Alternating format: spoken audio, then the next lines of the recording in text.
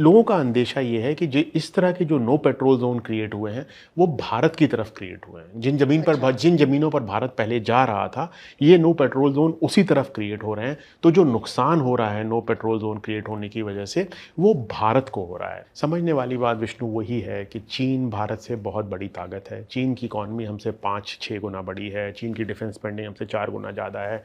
Technologically देखिए भाई, वो स्पेस में उनके मैन्ड एयरक्राफ्ट जा रहे हैं। बहुत बड़ी ताकत है जियोपॉलिटिकल, जियोइकोनॉमिक। हम थोड़ी छोटी ताकत है। इस गैप है, उसकी वजह से चीन से हमारे ऊपर बहुत ज़्यादा दबाव आ रहा है।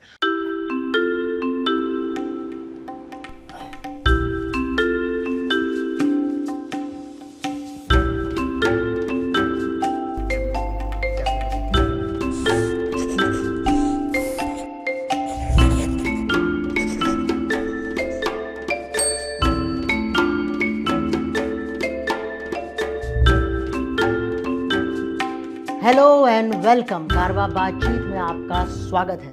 आज हम एक बार फिर बात कर रहे हैं वरिष्ठ पत्रकार और सेंटर फॉर पॉलिसी रिसर्च के सीनियर फेलो सुशांत सिंह से एक ज़रूरी मुद्दे पर, जो है भारत चीन सीमा विवाद से जुड़ा। 2020 से भारत और चीन की सीमा में तनाव की स्थिति बनी हुई थी। हाल में डिसएंगेजमेंट की खबर है। आइए सुशांत से समझते हैं कि डिसएंगेजमेंट का भारत के लिए क्या अर्थ है। Welcome Sushant. Thank you so much Vishnu, बहुत बहुत धन्यवाद। सुशांत, आपने कारवा के लिए पिछले महीने कवर स्टोरी भी की है।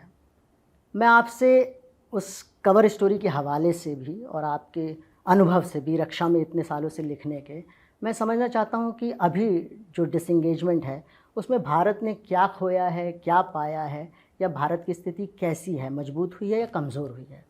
देखिए, जैसा कि आपने कहा, जो कारवां में मैंने जो कवर स्टोरी लिखी पिछली, उसमें मैंने साफ तौर पे बताया कि भारत की तरफ से एक 3 स्टेज प्रोसेस है। जिस पहली स्टेज में डिसएंगेजमेंट, दूसरी स्टेज में डी एस्केलेशन और तीसरी स्टेज में डी इंडक्शन। डिसएंगेजमेंट का अर्थ ये है कि जो सैनिक बिल्कुल एक दूसरे के आँख में आँख डाल के खड़े हुए हैं 50-100 गज की दूरी पर, वो कुछ मील पीछे चले जाएँ। उसके बाद जो दूसरी स्टेज है, जिसमें कि लोग और पीछे जाते हैं 20-30-40 मील अपने अपने बेसिस की तरफ। और तीसरा है डी इंडक्शन, के जो फौज बाद में बाहर से अंदर आई थी लद्दाख के अंदर, वो वापस चली जाए।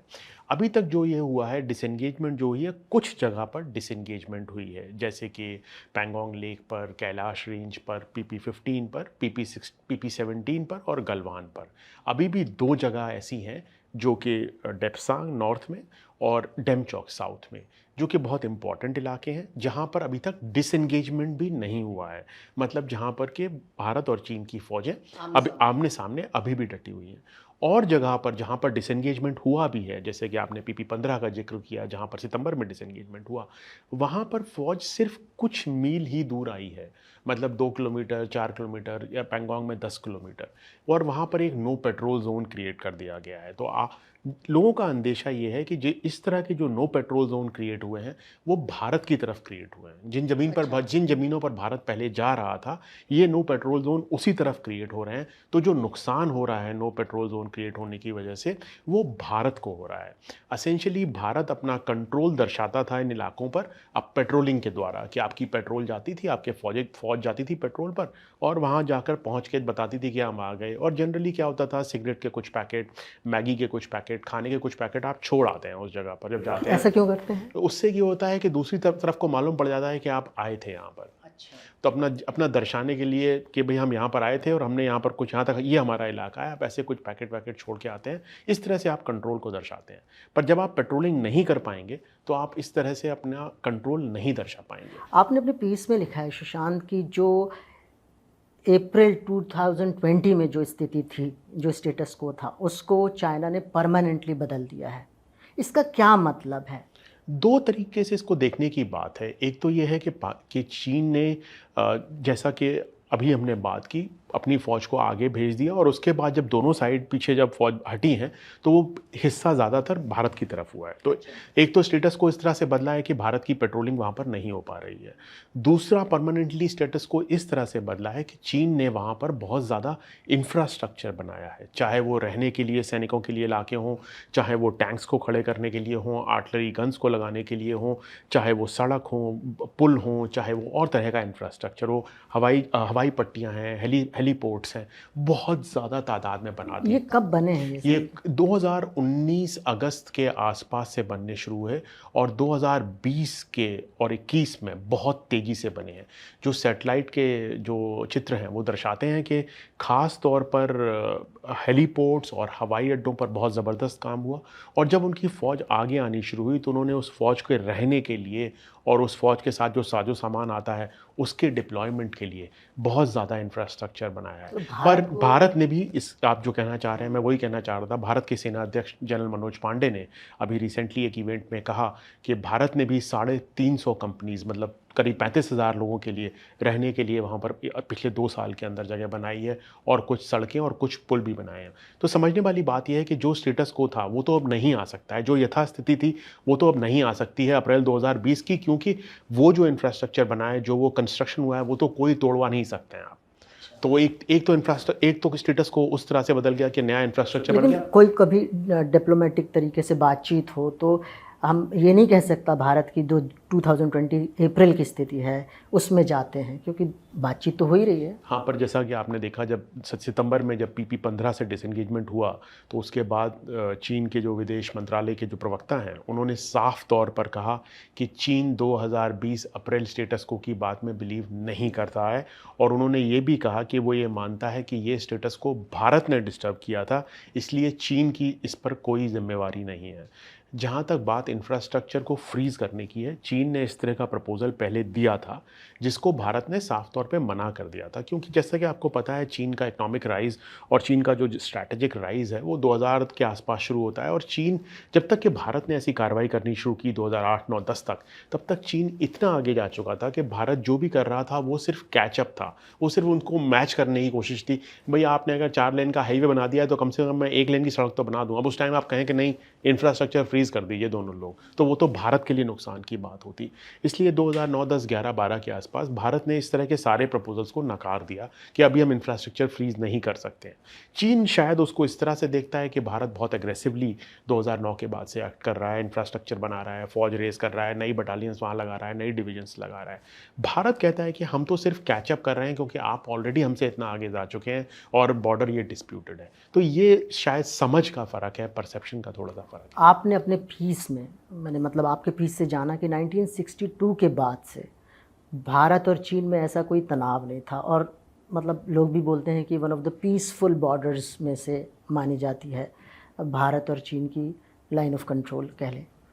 ऐसा क्या हुआ है इस बीच, मतलब जिससे जिससे दोनों को एक दूसरे पर भरोसा कम हुआ है, दोनों शक्तियों को? देखिए 1962 आते-आते 1950 के दशक के अंत से लेके 1962 तक आते-आते स्थिति भारत और चीन के बीच में काफ़ी ख़राब हो गई, जिसकी वजह से 1962 का युद्ध होता है।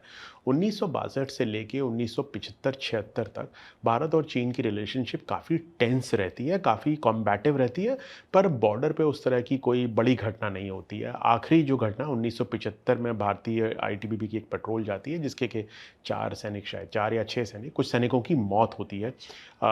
वो पेट्रोल चीन की तरफ चली जाती है। वो आखिरी मौतें थीं जो कि लाइन ऑफ एक्चुअल कंट्रोल पे हुई 15 जून 2020 से पहले। 1975 में भारत चाइना स्टडी ग्रुप बनाता है इंदिरा गांधी के अंडर में, जिसमें वो डिसाइड करते हैं कि हम यहाँ पेट्रोलिंग पे जाएंगे। उसके बाद से एक तरह 1987 में एक बहुत बड़ा इंसिडेंट होता है अरुणाचल में, जहाँ पर कि भारतीय फ़ौज आगे जाती है, चीन कहते हैं आप हमारे इलाके में आए हैं, और जिसकी वजह से काफ़ी समस्याएं होती हैं। उसके बाद राजीव गांधी जाते हैं, डंग जियाओपिंग से मिलते हैं, हाथ मिलाते हैं, और उसके बाद 1990 के दशक में शुरुआत में पीवी नरसिम्हा राव के ज़माने में कई एग्रीमेंट साइन होते हैं और भारत और चीन एक तरह से एक तरीका निकालते हैं कि हम इस तरह से डील करेंगे जिससे कोई समस्या ना हो। उसके बाद 1990 के दशक शुरुआत में जब भारत और चीन ये साइन करते हैं, तब भारत और चीन बिल्कुल बराबरी के हिस्से पर हैं, चाहे वो इकोनॉमिकली हो, चाहे वो डिफेंस के मामले में हो, चाहे वो जियो स्ट्रैटेजिकली हो। चीन बहुत बड़ी ताकत नहीं है। जब तक कि 2000 का पहला दशक का आधा हिस्सा 2005-6, 2004-5-6 के आसपास आते आते चीन बहुत बड़ी ताकत बन जाता है, एक बड़ी ताकत बन जाता है भारत की बनिस्बत। 2008 की जब वैश्विक मंदी का जब दौर आता है तो चीन को लगता है कि उसका वक्त आ चुका है। वो ये देखिए अमेरिका वगैरह इसको डील नहीं कर पा रहे हैं, हमने इसको डील किया है, और वो एक बहुत ही एग्रेसिव और बहुत ही स्ट्रॉन्ग स्टांस लेता है 2008 के बाद। और 2008-9 वही पीरियड है जब भारत की भी इकोनॉमिक स्थिति काफ़ी इंप्रूव होती है। आपको पता है 2003-4 से भारत की इकोनॉमिक ग्रोथ रेट बहुत हाई होती है, और उस वक्त जब चीन एग्रेसिव होता है, भारत की सरकार ये सोचती है, भारत के जो सामरिक थिंकर्स हैं वो ये सोचते हैं, डिसीजन मेकर्स, कि हम इस वक्त अपनी और फौज बढ़ा सकते हैं, इस वक्त हम लोग और ताकत बना सकते हैं और इंफ्रास्ट्रक्चर बना सकते हैं। और उसी वक्त भारत की सरकार 2 नई डिवीज़न रेज़ करती है जो कि नॉर्थ ईस्ट में जाती हैं। एक स्ट्राइक कोर की रेज़ होने की बात होती है, बहुत सारा इंफ्रास्ट्रक्चर बनता है, नई ICBR बनती हैं पीएमओ के अंडर में डायरेक्टली श्याम सरन कमेटी के द्वारा। और उस वक्त भारत क्योंकि अपने ज़्यादा सैनिक उस LAC पर लगा पाता है, नया इंफ्रास्ट्रक्चर बना पाता है, तो भारत और चीन के बीच में टकराव बढ़ जाती है। जैसा कि मैंने लिखा भी है, 2017 के डोकलाम क्राइसिस के दौरान भी जो चीन के कमांडर थे वो बार बार जनरल प्रवीण बख्शी को बोल रहे थे कि भाई आप क्यों आ रहे हैं इन इलाकों में, आप तो पहले नहीं आते थे। ऐसे ही मुझे इस लद्दाख क्राइसिस के दौरान एक सीनियर कमांडर जो कि इन मीटिंग्स के दौरान चीन के साथ मौजूद थे, उन्होंने कहा कि बार बार चीन के अधिकारी ये कहते थे कि आप लोग यहाँ पहले नहीं आते थे, आप तो सिर्फ पिछले 10 साल के अंदर ही आप लोगों का यहाँ आना शुरू हुआ है। तो क्यों नहीं जाते थे पहले? वो तो इलाका भारत का था ना। हाँ, पर इलाका भारत का था, पर ना भारत के पास ना इंफ्रास्ट्रक्चर था, सैनिक कम थे। अगर आपके पास सैनिक कम है तो आप 6 महीने में एक बार जाएंगे, अगर आपके पास सैनिक ज़्यादा हैं तो आप हर महीने जाएंगे, ज़्यादा लोग ज़्यादा तौर पर जाएंगे, और आपके पास अगर इंफ्रास्ट्रक्चर बेटर है तो आप जीप से जा सकते हैं, गाड़ी से जा सकते हैं, वरना आपको पैदल जाना है, बहुत दुर्गम इलाका है, मुश्किल इलाका है, तो टकराव ज़्यादा होगा। जब आप ज़्यादा जाएंगे, ज़्यादा तेज़ी से जाएंगे, ज़्यादा नंबर्स में जाएंगे, तो टकराव की संभावना बढ़ जाती है। अब चीन उसको 2 तरह से देख सकता है। एक तरह से चीन ये देख सकता है कि देखिए भारत बहुत एग्रेसिव हो रहा है, दूसरी तरफ से ये देख सकता है कि देखिए साहब ये अमेरिका से मिलकर तो कोई तरतीब नहीं लगा रहे हैं, जिसकी वजह से हमको परेशान करने की बात है, अमेरिका हम पर दबाव डालना चाह रहा है, ये कहीं उनसे तो नहीं मिल गए हैं। और इस तरह के आई थिंक जो आप कह रहे हैं डिस्ट्रस्ट रेज होता है, एक तरह से ट्रस्ट का ब्रेकडाउन पिछले कुछ सालों के अंदर हमने देखा। 2017 में बहुत बड़ा इंसिडेंट हुआ डोकलाम में, 2014 में चुमार में जब शी जिनपिंग आए थे और अहमदाबाद में मोदी जी के साथ बैठे हुए थे, या 2013 में डेप्सांग में, और अभी 2020 में लद्दाख में, जो कि बहुत ही बड़ा इंसिडेंट है।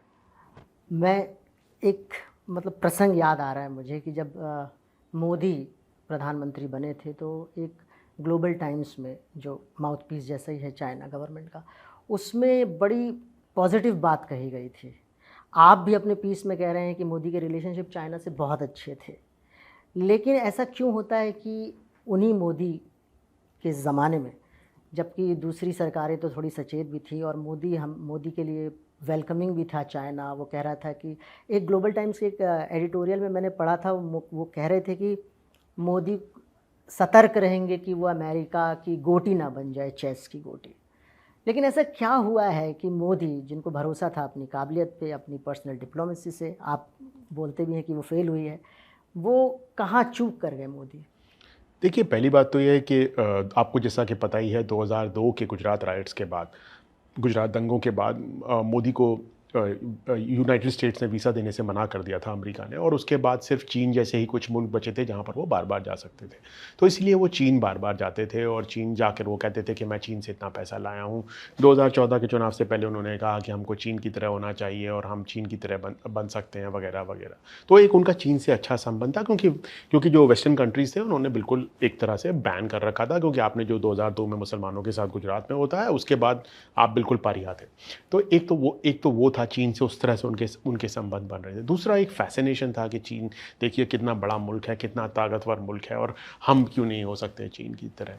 पर जहाँ तक पर्सनैलिटी सेंट्रिक डिप्लोमेसी की बात है, वो मुझे लगता है कि चीन जैसे मुल्क के साथ चलना बहुत मुश्किल है, और जो कि मोदी जी ने करने की कोशिश की। चीन बहुत ही स्ट्रक्चर्ड सरकार, बहुत ही स्ट्रक्चर्ड पार्टी, और बहुत ही ब्यूरोक्रेटिक स्ट्रक्चर है उनका, और उसमें इंडिविजुअल की इतनी वैल्यू नहीं होती है। तो हमारे पास भी तो, जैसे चाइना स्टडी ग्रुप की आपने बात की है, आपने पीस में भी लिखा है, ऐसी चीज़ें हैं ना जो पर्सनल से ऊपर देखती हैं चीज़ों को, तो वो तो फीड देती होंगी मोदी को, मोदी उस पर काम करते हैं कि नहीं करते हैं? अब ये तो कहना बड़ा मुश्किल है कि मोदी सुनते हैं कि नहीं सुनते हैं, पर जिस तरह से दर्शाया गया, चाहे वो वुहान की समिट हो या आपको याद हो चेन्नई के पास ममल्लापुरम में जब वो धोती वगैरह पहन के, कुर्ता पहन के जब वहाँ खड़े थे, पूरे वक्त ये दर्शाने की कोशिश हुई है कि पर्सनल लेवल पे और मेरा शी से इस तरह का कुछ संबंध है या इस तरह से मैं संबंध कायम करूँगा, मैं उनको झूले पर बिठाऊँगा अहमदाबाद में या उनको ममल्लापुरम लेके जाऊँगा या मैं वुहान में जाऊँगा, कि मेरी पर्सनल टाइज से ये रिलेशनशिप ड्राइव हो जाएगी और चीज़ें ठीक हो जाएंगी। कहीं ऐसा इसलिए तो नहीं है क्योंकि हम लोग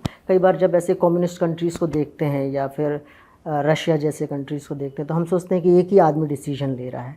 शी जिनपिंग क्या ऐसे आदमी हैं जो इसी तरह से डिसीजन लेते होंगे कि बोल दिया मैंने, कर लो?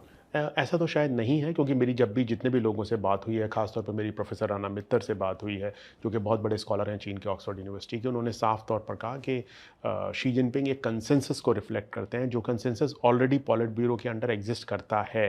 वो उनका इंडिविजुअल व्यू नहीं है, वो एक कंसेंसस को ही रिफ्लेक्ट कर रहे हैं, एक ब्रॉड कंसेंसस जो ऑलरेडी एग्जिस्ट करता है। तो इस तरह से तो नहीं है। जिन लोगों ने भी चीन से डील किया है, और भारत में तो बहुत ऐसे लोग रहे हैं, इंक्लूडिंग विदेश मंत्री आज के जो चीन में राजदूत रहे कई लंबे समय तक, शिवशंकर मेनन हैं, निरुपमा राव हैं, अशोक कांता हैं, बहुत लोग हैं जिन्होंने चीन के साथ बहुत सालों काम किया है। सबका मानना ये है कि एक चीन एक बहुत ही स्ट्रक्चर्ड और बहुत ही ब्यूरोक्रेटिक तरह का मुल्क है, और जहाँ पर जो भारत का एम्फेसिस रहा है कुछ सालों में कि देखिए हम पर्सनालिटी के दम पर, मैं अपनी पर्सनालिटी के दम पर ग्रेट मैन थ्योरी जिसको बोलते हैं, मैं ड्राइव कर दूंगा रिलेशनशिप को और आगे ले जाऊंगा, मैं बोलूँगा और शीच सुन लेंगे और कर देंगे, वो शायद असफल साबित हुआ है। और वो साफ तौर पे ये अब लद्दाख के बाद क्लियरली दिख रहा है, और उसको बदलने की ज़रूरत है। आपकी पर्सनालिटी में, आपकी पर्सोना में इतनी ताकत नहीं है कि आप भारत के हितों की रक्षा कर सकें चीन के सामने, और ये अगर नहीं समझा तो और दुर्गति और परेशानी फ्यूचर में हो सकती है। सुशांत, बहुत सारे इसमें महत्वपूर्ण पॉइंट्स आपने उठाए हैं। अब एक जो आपने अपने पीस में एक लिखा भी है, इन बातों को एक बार हम अभी जो आपने कहा उससे जोड़ के देखते हैं। आपने कहा कि चाइना को लगने लगा कि शायद ये अमेरिका के इशारे पे हमें घेरने की कोशिश कर रही हैं, जैसे साउथ चाइना सी पे भी हो रहा है, इंडो पैसिफिक अलायंस है एक तरह से। तो आप क्योंकि इस पे लगातार लिख रहे हैं, आप समझाइए मुझे कि क्या सच में भारत अमेरिका की तरफ है क्या, और भारत का इरादा अमेरिका के पक्ष से चीन को काउंटर करने का है क्या? देखिए, भारत अगर किसी की तरफ है तो वो अपनी तरफ है। भारत सिर्फ भारत की तरफ है, और ऐसा भारत का हमेशा नेहरू के ज़माने से 1947 से हमारी पॉलिसी हमारे हित में रही है, और अभी भी शायद मुझे लगता है ऐसा नहीं है कि भारत किसी के पलड़े में जाके बैठ गया है, किसी के खिलाफ भारत सिर्फ अपने अपने पक्ष में है। भारत ने क्वाड के साथ, जिसका कि आप जिक्र कर रहे हैं, अमेरिका, जापान और ऑस्ट्रेलिया के साथ ऐसा कोई भी कार्यक्रम नहीं किया है जिससे कि एक तो वो सिक्योरिटी सेंट्रिक कोई प्रोग्राम उन्होंने शामिल नहीं किया है। तो जब उनको काम करना था अमेरिका को मिलिट्री सेंट्रिक, सिक्योरिटी सेंट्रिक, तो उन्होंने ऑकस किया यूनाइटेड किंगडम और ऑस्ट्रेलिया के साथ। क्वाड में इस तरह की कोई चीज़ नहीं हुई है। भारत बल्कि बहुत सतर्क रहा है कि इस तरह की कोई चीज़ ना हो जिससे मिलिट्री अलायंस ना लगे, सिक्योरिटी अलायंस ना लगे, और चीन को टारगेट करने की कोई भी बात ना हो। दूसरी बात यह है कि जैसे देखिए अभी शिनजियांग पर यूएनएचआरसी के अंदर जो वोट होता है, तो भारत ने तो वोट नहीं दिया अमेरिका के साथ और वेस्ट के साथ। भारत ने तो एब्सटेन किया, जिससे कि चीन खुश हुआ। एक तरह से चीन को अच्छा लगा होगा कि भाई देखिए भारत ने हमारे लिए एब्सटेन किया, हम शिनजियांग में जो भी कर रहे हैं उस पर भारत अमेरिका के साथ नहीं गया। तीसरी बात जो कि मुझे एक बहुत बड़े चीनी स्कॉलर हैं, रिटायर्ड कर्नल पोचाओ, उन्होंने चिंगवा यूनिवर्सिटी की, उन्होंने मुझसे कहा कि आप यूक्रेन पर देखिए, यूक्रेन और रूस के मुद्दे पर भारत ने जो भी नीति अपनाई है, वो नीति तो चीन की नीति की तरह है, उसका तो वेस्ट से कोई लेना देना नहीं है। ये साफ तौर पे दर्शाता है कि भारत अपनी विदेश नीति में एक तरह से स्ट्रैटेजिक ऑटोनॉमी को फॉलो करेगा और वेस्ट के साथ नहीं खड़ा होगा। तो मुझे लगता है कि शायद अभी तक ऐसा भारत ने कुछ नहीं किया है जिससे कि वो चीन को ऐसा लगे कि देखिए साहब, हम तो बिल्कुल वेस्ट के पलड़े में खड़े हो गए हैं, पश्चिम देशों के साथ खड़े हैं, अमेरिका के साथ खड़े हैं और आपको टारगेट करने की कोशिश कर रहे हैं। पर मैं साथ साथ ये भी कहना चाहूँगा, बहुत बड़े हिस्टोरियन हैं औदानी वेस्टार्ड, येल में पढ़ाते हैं अभी, और उन्होंने अभी पिछले हफ्ते ही ये लिखा है कि जो लोगों का ये मानना है, जो बात मैं कह रहा हूँ कि चीन को ये समझ में आ रहा होगा कि भारत पश्चिमी देशों के साथ नहीं खड़ा है, चीन के अंदर उनको ऐसी कोई बात सुनने को नहीं मिल रही है। चीन ये मानने को तैयार नहीं है कि भारत पश्चिमी देशों के साथ नहीं खड़ा है। मतलब अब ये जो आपने पहले कहा एक बहुत ही डिस्ट्रस्ट और ट्रस्ट वाली बात है, जिसमें कि ट्रस्ट का बिल्कुल ब्रेकडाउन हो गया है भारत और चीन के बीच इस वक्त। अब ऐसे वक्त में जब चीन के साथ इस तरह की तनाव की स्थिति है, भारत का भी हम देख रहे हैं कि जब से मोदी सरकार आई है, पहले तो बहुत अच्छी बातें हुई थी, नेबरहुड फर्स्ट पॉलिसी की बात हो रही थी, लेकिन क्रमशः हम देखते हैं कि लगभग सभी नेबर्स से हमारे रिश्ते थोड़े स्ट्रेंड हुए हैं। मतलब चाहे नेपाल से हों, चाहे बांग्लादेश से भी हुए, पाकिस्तान से तो एक पारंपरिक रूप से स्ट्रेंड है, श्रीलंका के साथ भी ऐसा ही हुआ है। तो और आप सार्क की बात भी कर रहे थे अपने, कि सार्क डिफंक्ट है, ऑलमोस्ट डेड है। तो ऐसे में नहीं लगता है कि सार्क को रिवाइव करना चाहिए या भारत को अपनी ऐसी ग्रुपिंग मजबूत करनी चाहिए जिससे उसका इंटरनेशनल स्टेटस मजबूत हो? तो इस दिशा में कुछ काम नज़र आ रहा है आपको सार्क की वापस रिवाइव करने का, या दूसरी चीज़ें? जहाँ तक सार्क का सवाल है, मुझे तो ऐसा कोई कार्यक्रम नज़र नहीं आ रहा है सार्क को रिवाइव करने का। मैंने सार्क की बात इसलिए की कि मुझे लगता है कि पाकिस्तान के साथ आपको संबंध सुधारने ही होंगे, क्योंकि आप दो फ्रंट्स पर एक साथ नहीं लड़ सकते हैं चीन और पाकिस्तान के साथ। अगर चीन से दबाव बनता है और बार बार आपको पीछे देखना पड़ रहा है कि पाकिस्तान क्या कर रहा है, हमको परेशान तो नहीं कर रहा है, तो ये अच्छी स्थिति नहीं है। तो एक तो पाकिस्तान के साथ आपको संबंध सुधारने होंगे, उसके लिए आपको कश्मीर में कुछ करना पड़ेगा, और उसके लिए पाकिस्तान से संबंध सुधारने का एक तो बायलेटरल तरीका है और एक सार्क के माध्यम से तरीका है। उस सार्क के माध्यम का फ़ायदा ये है कि जो और भी देश हैं साउथ एशिया के, नेपाल है, बांग्लादेश है, श्रीलंका है, मालदीव्स है, भूटान है, वो सब भी उसमें एक तरह से हिस्सेदार बन जाते हैं उस सक्सेस में और उसको चलाने के लिए। रादर देन बायलेटरल में क्या है, कोई और छोटी समस्या, बड़ी समस्या आ गई, कोई बम फट गया कहीं पर, किसी ने कुछ बोल दिया वगैरह वगैरह। अगर आप ज़्यादा स्टेक होल्डर्स बना लेंगे और सबको जोड़ लेंगे तो आपकी ज़्यादा लोगों की साझेदारी के साथ आसान हो जाएगा काम करना, और आप एक तरह का स्टेबल एनवायरनमेंट क्रिएट कर लेंगे साउथ एशिया के अंदर, जहाँ पर कि बहुत बड़ा चैलेंज चीन से आपको आ रहा है। इसलिए सार्क को रिवाइव करना ज़रूरी है और साउथ एशिया में मिलकर काम करने की ज़रूरत है, इंडिविजुअली काम करने से ज़्यादा, जिससे कि सब लोगों को लगे कि साउथ एशिया बढ़ने में, भारत के साथ काम करने में हम लोग ऊपर उठ सकते हैं। पर मुझे नहीं लगता कि इस वक्त की जो भारत सरकार है उसका इस तरह का कोई इलाका है। वो इंडिविजुअल लेवल पर डील करना चाहती है या बहुत छोटी लेवल के ग्रुपिंग में डील करना चाहती है। और जैसा कि पिछले 7-8 सालों में हमने देखा है, जब भारत की डेमोक्रेटिक जो क्रेडेंशियल्स थे जब वो कम हुए हैं, तो उसकी वजह से जो भारत के नेबरिंग कंट्रीज थे, जिनको कि बहुत अच्छा लगता था कि भारत इतनी बड़ी डेमोक्रेसी है, हमको भी ऐसा होना चाहिए, और लोग बात करते थे जब आप नेपाल गए हो, बांग्लादेश गए हो, लोग बोलते हैं श्रीलंका कि यार आप इतनी बड़ी डेमोक्रेसी है, हम भी ऐसे, पर अब वो बात नहीं हो रही है।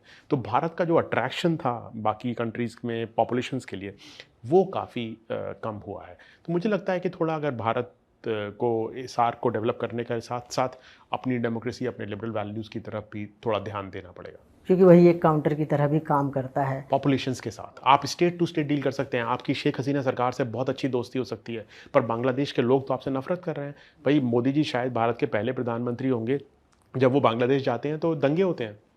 तो आज तक भारत के किसी प्रधानमंत्री के बांग्लादेश जाने पर तो दंगे नहीं हो रहे। मैं ये कह रहा हूँ कि आप सरकारों से डील कर सकते हैं, पैसे दे सकते हैं, बात कर सकते हैं, पर आप जनता को क्यों खोना चाहते हैं? अभी तक तो जनता हमारी तरफ देखती थी। अगर सरकारें हमसे नाराज़ होती थी, जनता कहती थी क्या हम भारत की तरह लोकतंत्र नहीं हो सकते, क्या हम भारत की तरह लिबरल सोसाइटी नहीं हो सकते? वो हम क्यों खो रहे हैं? ये मुझे इसका बड़ा राज है। ये जिस तरह से एक कम्युनल रेटरिक है सरकार का, उसकी वजह से भी बांग्लादेश पाकिस्तान, बिल्कुल, बांग्लादेश पाकिस्तान, नेपाल के अंदर हिंदुत्व करने की कोशिश, या श्रीलंका के अंदर इस तरह की और दबाव डालने की कोशिश, और वो चीन का वहाँ प्रेजेंट होना, चीन की मौजूदगी से हमको उसकी वजह से बहुत तकलीफ़ हो रही है। और मुझे लगता है कि साझा काम करने से, अच्छा काम करने से हम उसको शायद किसी तरह से काउंटर कर सकते हैं। आखिर में बस एक सवाल पूछना चाहता हूँ, एक जिज्ञासा है कि क्या चीन के साथ संबंध ठीक हो सकते हैं? अगर हो सकते हैं तो ऐसा क्या करना होगा? देखिए, चीन के साथ संबंध ठीक हो सकते हैं का अर्थ ये है कि ठीक को हम किस तरह से डिफ़ाइन करें। क्या युद्ध रुक सकता है चीन के साथ? जी, बिल्कुल रुक सकता है। क्या बॉर्डर मैनेज हो सकता है? मुझे नहीं पता कब तक मैनेज हो सकता है और किस तरह से मैनेज हो सकता है।